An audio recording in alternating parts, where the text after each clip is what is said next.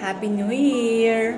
Alam nyo ba, ngayong 2026, sinishare ko to na parang na-share ko na to dati or nung December, yung last week ng December, na isa sa New Year's resolution ko ay i-decenter ang ang men, decentering men. Kasi minsan, umaabot ako, kasi meron akong anxious attachment style. Yung tipong yung mood ko nakadepende kung magte-text sa akin yung specific person ko, mag-good morning or hindi. Pag hindi, parang bad mood ako. Parang ayoko na ng ganon sa sarili ko. Pangalawa, nung 2024, nagawa ko yung 2 libro kada buwan na mabasa. Isang non-fiction at isang fiction, like yung mga pocket books.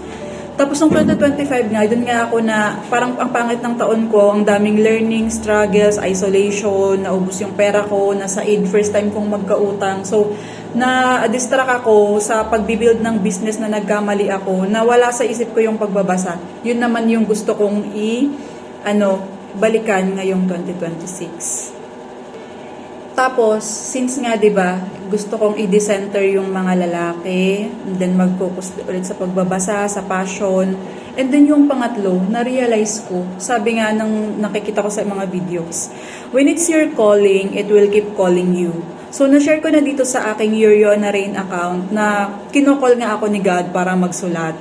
And lagi kong dinidelay yung pagsusulat ko. Minsan magsusulat ako ng nobela, mga chapter 1, tapos minsan naman ako ng, parang nadidisa ako, makakilala ko ng lalaki, mag-focus ako doon kasi nga may anxious attachment style ako, yung parang tipong nakatutok na lang ako doon sa conversation kahit hindi siya nagde-text, nakabantay ako doon, parang ay, mga ganitong oras nag-text na siya, tapos ganun, parang nawala ako sa yung passion ko.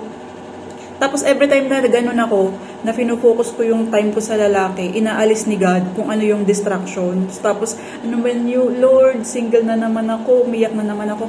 Tapos naisip ko, sabi nga, when it's your calling, it will keep calling you. Until tatanggalin ni Lord. Yung paulit-ulit na lesson hanggang matuto ka. Sabi ko, hindi na ako papayag na anuhin na naman ako ni God na may makikilala tas mawawala, makikilala mawawala dahil hindi ako sumusunod.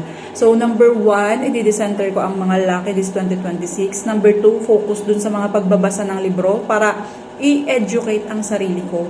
Pangatlo, yung calling ko, pagsusulat, promise na talaga to, this 2026, mag-upload na ako every week. Tapos, yun nga, number 4, i-embrace ko na muna yung pagiging single ko.